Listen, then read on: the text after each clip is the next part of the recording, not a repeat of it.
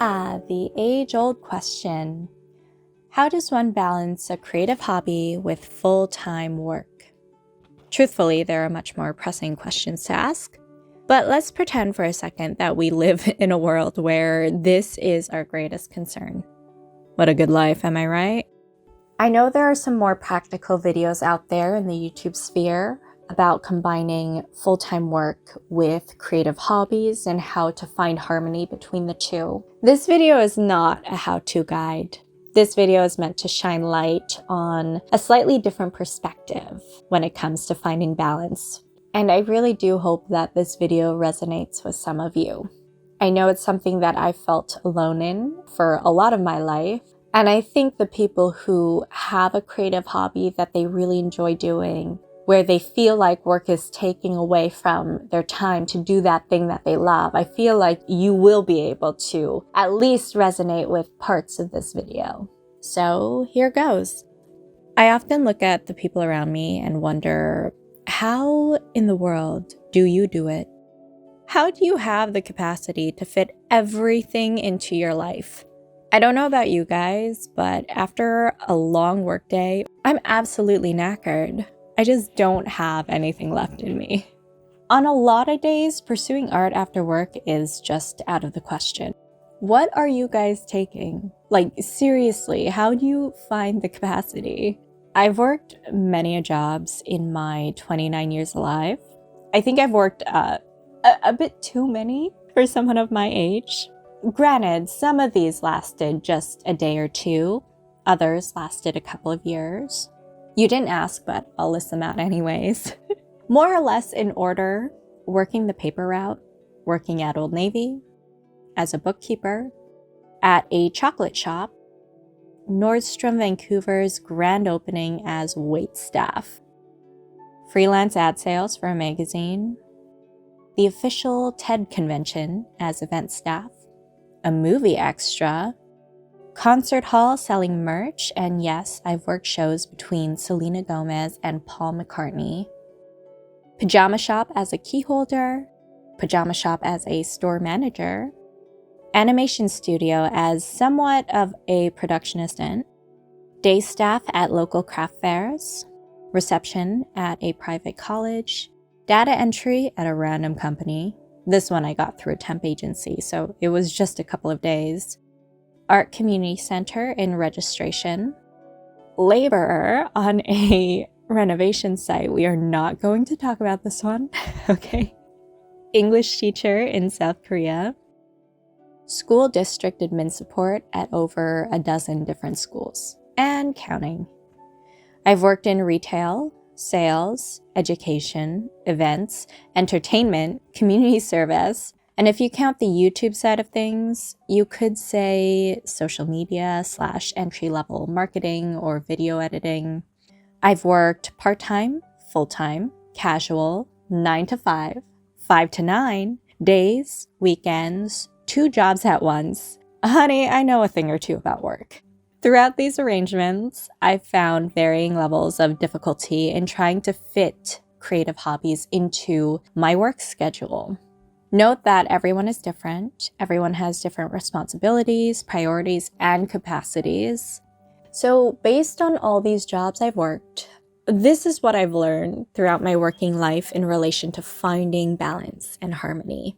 And this is a personal list based on personal experience, so feel free to add your own insight because I really want to hear from people with different work backgrounds. Those of you who have maybe varying schedules, who work shift work where every week it's a different schedule, people who work nights, people who work weekends, people who work from home. I want to know, what is your work setup like and how do you manage to integrate your creative hobby or hobbies into your lifestyle?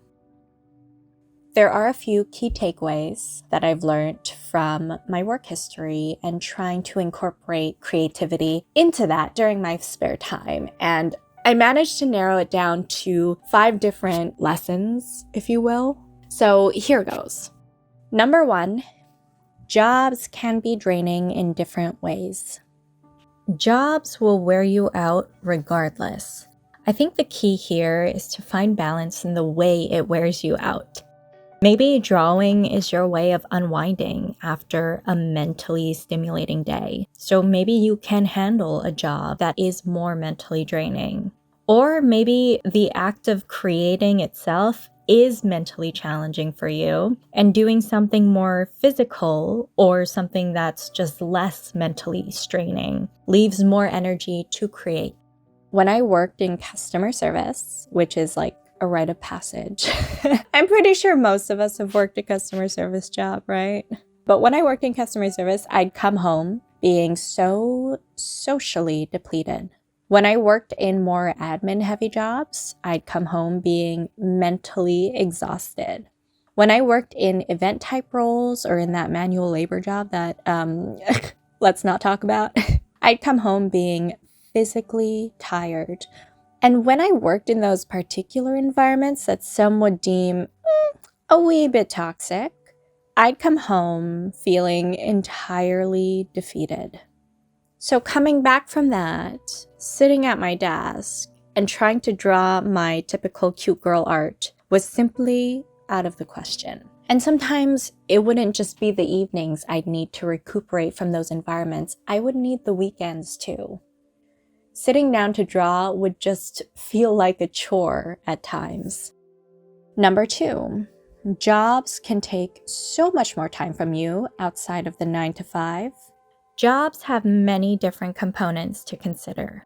Aside from typical pay, benefits, and duties, it's also important to consider the work schedule and commute time. These can make a massive difference to your abilities to achieve work-life balance. When I had to drive to downtown Vancouver 5 days a week, with the flow of heavy traffic, it ate an extra 2 hours out of my day. A 9 to 5 job would have been a dream, but in Vancouver's entertainment industry, the norm is 9 to 6 with a 1-hour break. Adding the commute made for 11 hours, counting the moment I left home to the moment I returned. Shower, dinner, sleep, repeat. My friends who worked as show PAs, since I was more of a department production assistant, were often at work until past midnight when approaching a deadline. They worked through the weekends and for multiple days on end. I've heard of people who have worked 2-3 weeks straight through the weekends. Mind you, they made a killing off of overtime, but how could you even plan a life outside of work within that schedule? Work-life balance was a fleeting concept, and I think that's common in the entertainment industry. Movies are supposed to be fun, but working on them, not always. So you can imagine that weekends were spent recuperating. I barely did art, and I think moreover, I barely did exercise, which for over a decade now, getting a good workout in has been a constant in my life, more so than art has been. Anyways, art just went out the window. I probably picked up my sketchbook, I don't know, fewer than 5 times while I worked at that place. Number 3, some jobs simply require you to take work home. Or if not work, some jobs require that you take stress home. Both eat into your ability to create. When I was a manager of a clothing store, even my days off didn't belong to me. You're probably thinking, well, that's the job of a store manager. You always kind of have to be on call. You always have to solve issues when they come up. But mind you, I was giving up a piece of my sanity and a lot of my free time for a whopping $15 an hour. Listen, life's a learning experience, okay? I'm grown now. I know that I was being cheated, but I thought it would be a great opportunity to gain some managerial experience that I could take with me to other jobs. So, I thought, why not? The opportunity was handed to me. I already worked for the company as a key holder. So I thought, you know what, might as well just try this. It's temporary, it's seasonal. Let's do it. I received phone calls from my staff between 9 a.m. to 9 p.m., 7 days a week. I had to be ready to provide coverage for last-minute cancellations. I had to handle customer disputes while at home in my pajamas on a Saturday morning. Nothing like a good old customer argument to take you out of the mood to paint. Always being on the clock can make any moment less enjoyable. Not to mention, I was barely trained, and I truly had no idea what I was doing. I was just a big old ball of stress and anxiety during this time, and I just remember a weight being lifted once we closed up shop for the season, and I was done with that place. But it was not the best environment for creating art. There's one piece I do remember creating during this time, and I'll insert it here, and this is how I felt. I felt like I was going to explode every second of every day. Number 4. A minimum of 10 vacation days is simply not enough. Time off is so important. Not only to spend that time creating, but also to take time to just recuperate so that the next time you're available, you are actually able to create. 2 weeks. That's a minimum vacation entitlement in Canada. It's not enough to recoup, especially when someone else has control of that time. The fact that even though you're entitled to those days off, your employer could decide to deny your request.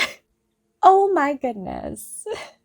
Our lives don't belong to us, guys. They really don't. When I worked at the Art Community Center, not only was the job part-time on paper, yet I was working full-time hours, hence not entitled to benefits. But we're not talking about that right now.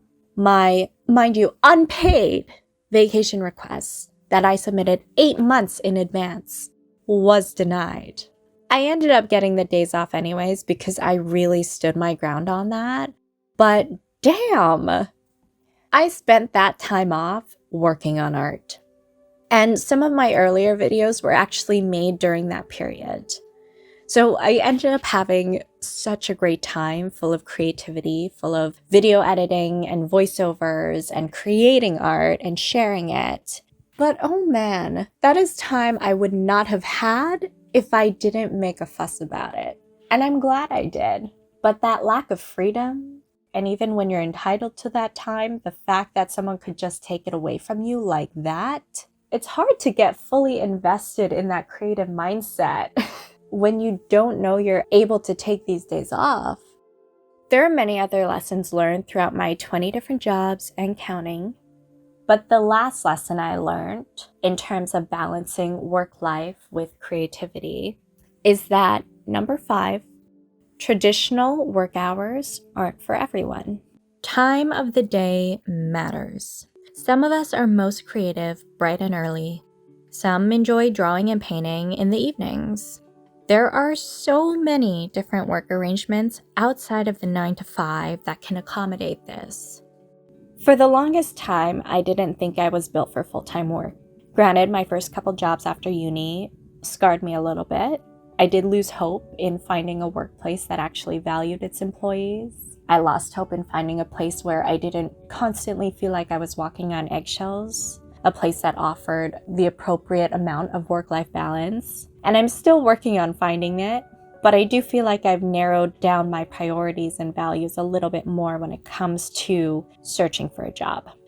I also didn't think it was possible to actually enjoy a job and was truly astounded, and still am kind of astounded, at folks who claim that they do really like their job. I actually discovered that I really enjoy working evenings and weekends as opposed to the typical 9 to 5 schedule. I really enjoy having mornings to myself, being able to use my mind while it's the clearest to work out, make art, film, and edit videos. I got so much more done in terms of creative hobbies than I ever did while working the traditional full-time work schedule. It opened up my mind to different styles of work, how there are positives to working later rather than earlier in the day. I discovered what my most productive hours are. And in this situation, I actually had plenty of time to pursue art. I know it's not everyone's goal to maximize the amount of time they have to create. And I know it's a very fortunate goal to have if you're able to actually have enough control to change your work arrangements in order to accommodate art. But these are just some things to consider. Say if you're looking for a new job or if you're a fresh graduate looking for work, period. If you have a creative hobby and it's high on your priority list, these are just a few extra things to think about. Going back to the question of how does one balance a creative hobby with full-time work, I think the answer is different for everyone. And it starts with getting to know yourself, your values, and your priorities. Not only how do you work, but when do you work best? And under what conditions? What are your non-negotiables? At the end of the day, a job is called a job for a reason. We all have bills to pay, and we all have different options on how we go about that. It may be a little bit unorthodox, but I'm realizing that maybe stacking 2 jobs on top of one another might be the best approach for me personally. Say 3 full days working and then 4 days off. I have some friends who are working hybrid jobs who manage to get all of their work done at the office when they're on site, so that on the days when they're at home, they don't actually need to work. That also sounds like a dream. I'm sure that would be a dream for a lot of us, but I don't know. I wouldn't even know how to go about trying to find a job like that. There's also the question of, what do you want to prioritize during your spare time? Maybe you only have the time and capacity after work to either go to the gym or paint a piece of art. And maybe on some of those days, fitness takes a front seat. I don't think there's ever enough time to do all of the things we want to do. Go to all of the places we want to go. See all of the things we want to see. But listen, if you're able to watch this video and resonate with it at all, know that you're probably in a pretty good spot overall. The 9 to 5 Monday to Friday schedule is a blessing compared to most other places. You could probably tell that I'm a bit adventurous when it comes to work. I enjoy learning about different industries and the roles within them. I'm quite curious, and I don't think I'll ever stop wanting to try new things. I'm starting to learn that it's not necessarily a bad thing. And it's something that I do actually want to embrace because life is short and there's so much to learn and see and experience. The job I have now is on call with the school district. I've been working full-time hours, but come January, I think I'll cut back a bit, maybe 4 days a week. I want to prioritize art. And with this job, I have the flexibility to do so. I work a perfect balance of human interaction and admin. I end the workday before 4 p.m. I'm able to choose schools to work at within a 10-minute drive away. I'm compensated relatively fairly. Mind you, this is Vancouver. It's expensive here, hence why I still live at home. Also, hence why I have lost hope to ever own a piece of property. Not gonna happen. Not in this city. And people who work in Canadian public schools are generally lovely. My job is stimulating enough, but it's not even close to being overwhelming, which leaves me mentally, emotionally, physically, and socially capable at the end of the day to pursue other hobbies and activities. I also get to explore new work environments, sometimes working at 5 different schools in a single week. So it scratches that adventurous itch that I have to explore different settings. While I don't work those sought-after evening hours, 9 out of 10 boxes is a pretty good deal.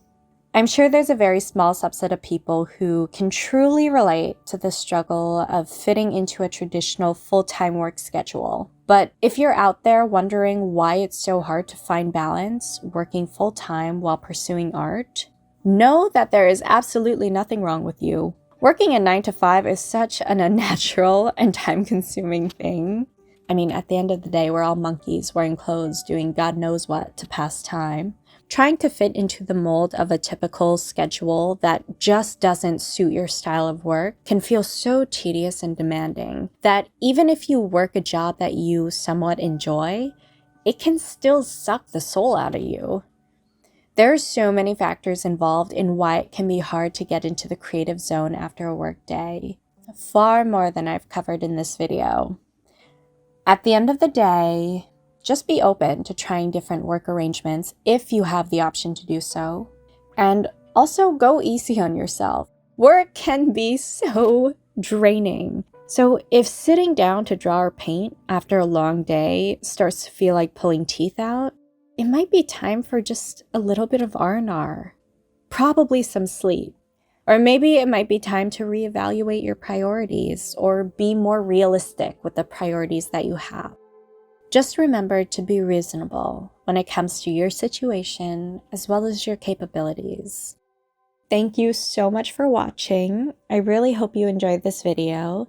Like, subscribe, or don't. Do whatever you want.